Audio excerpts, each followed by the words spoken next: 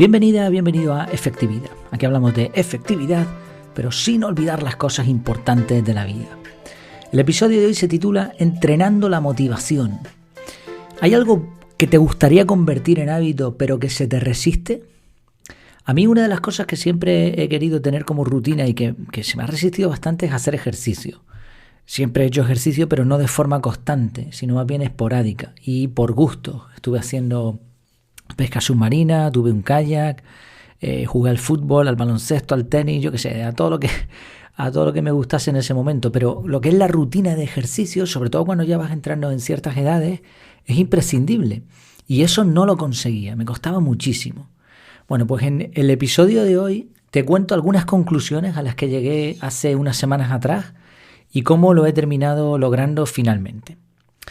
Bueno, en principio vamos a hablar sobre la motivación. Durante tiempo intenté de todo, disparador, recompensa, castigo, preparar el terreno, quitar resistencia, fricciones, programar bloques de tiempo, buscar el porqué.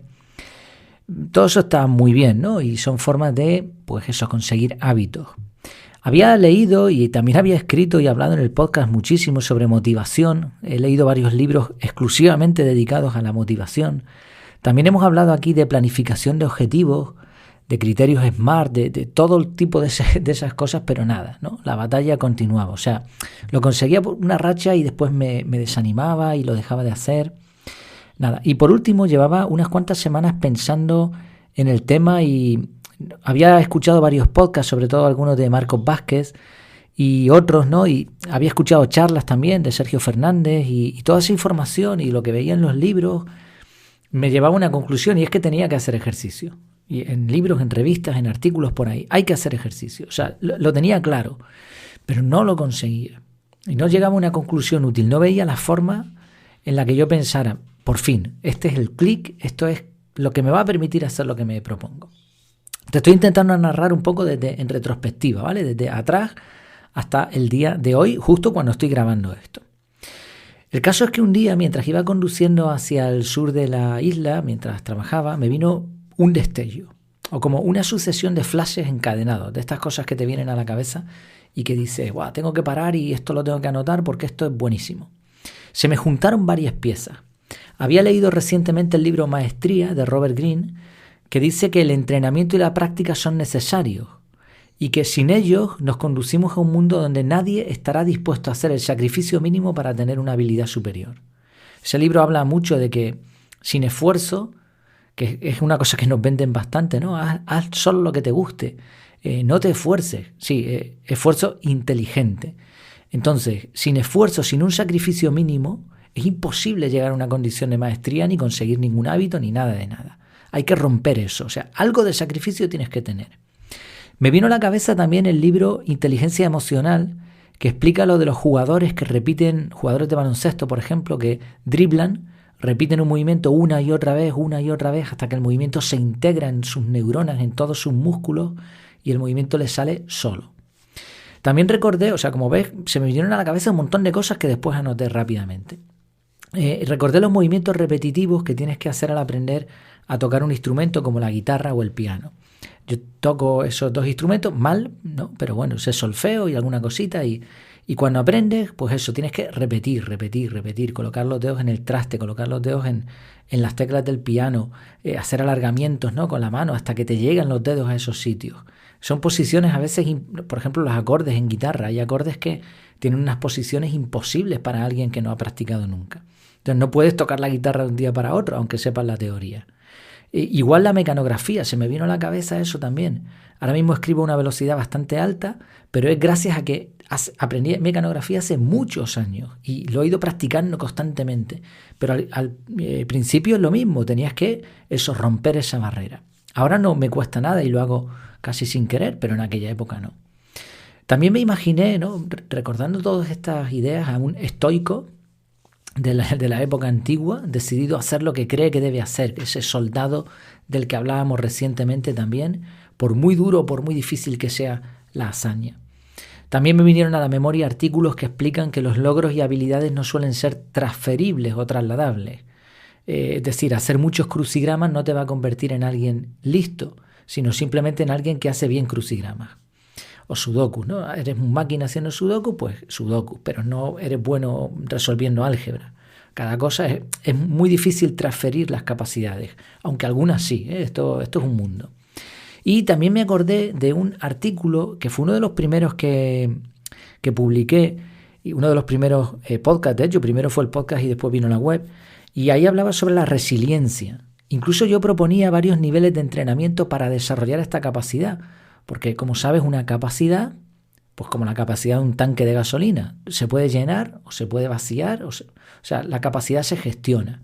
Igual con la resiliencia, como es una capacidad que los seres humanos tenemos, podemos trabajarla bastante.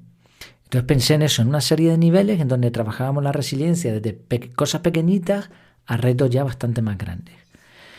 Y por último, me acordé de una propuesta de una persona que preguntaba si era bueno hacer cosas con la mano contraria a la dominante. Hacer las cosas con la mano derecha, pues, por ejemplo, escribir, pues intenta escribir con la mano izquierda. Y la discusión era de si eso realmente era efectivo. Bueno, pues todo eso, toda esa amalgama de ideas, yo no sé cómo se me vino todo eso a la cabeza y los puntos se empezaron a conectar y surgió una idea. Y la idea es, ¿y si el problema no está en hacer ejercicio? ¿Y si la motivación no depende de trucos sino de una actitud? Y mejor aún, ¿podría ser una actitud entrenable? ¿Has observado personas que parece que hacen lo que tienen que hacer con facilidad? Es porque han practicado, esto no es casualidad, es una forma de vivir, una filosofía. Han practicado al afrontar retos. ¿Qué tengo que hacer? Esto, pues lo hago y punto, no se paran a pensar. Hay personas que piensan de esta manera. Yo creo que no soy una de esas personas y de ahí también mi amor por la efectividad, porque busco las formas más fáciles. Por lo menos en el tema del ejercicio, mira que busqué. ¿Te acuerdas al principio hablábamos de eso? Pues estudiaba hábitos, motivación, etcétera, etcétera, pero no lo conseguía. Entonces, ¿sería una cuestión de actitud, de fortaleza mental?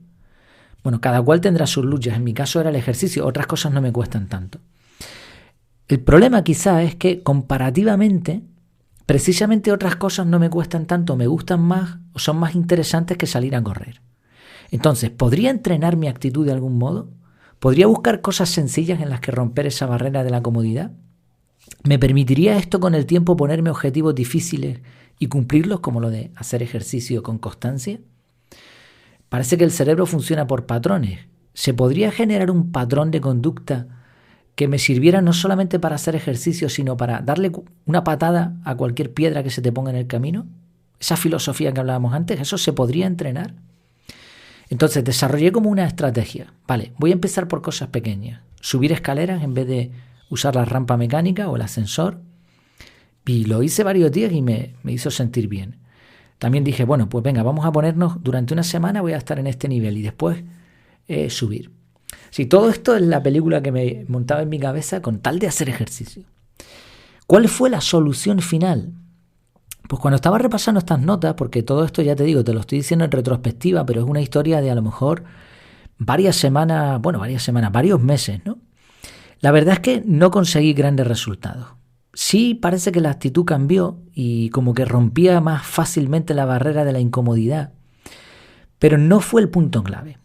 Al final conseguí establecer una rutina de ejercicio. Ahora es verdad que, llevaba ya como 10 semanas, más 10 semanas, más 10 semanas, son 30 semanas, pues unos cuantos meses, ¿no? Con una semana de descanso, o sea, son 33 semanas prácticamente seguidas de ejercicio.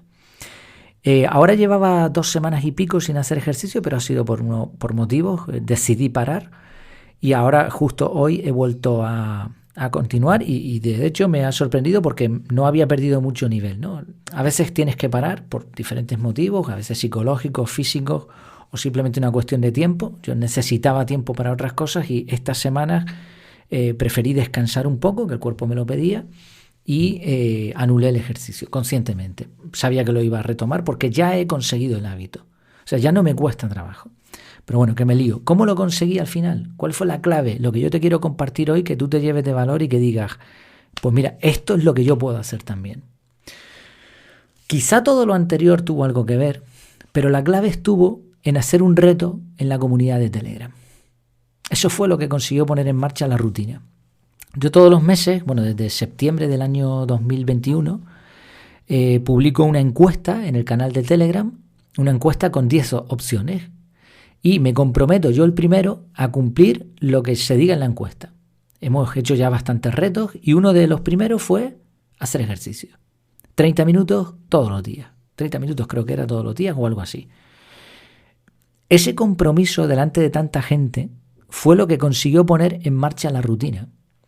Una vez que esa rutina se mantuvo un tiempo, ya está. Ya no hacía falta mucho más. ¿Por qué sucede esto? Ya digo, evidentemente todo lo anterior probablemente haya servido, esos niveles de incomodidad, ese saber cómo funcionan los hábitos, ¿no? El hábito, recompensa, castigo, todo eso está muy bien. Y he aplicado muchas de esas cosas, pero el pistoletazo de salida, la gota que rebosó el vaso, fue el reto en Telegram. Creo que la razón está en que, aparte de que te comprometes públicamente, sabes que hay otras personas haciendo lo mismo que tú. Tienes que dar resultados, tienes que dar un informe de cómo te está yendo.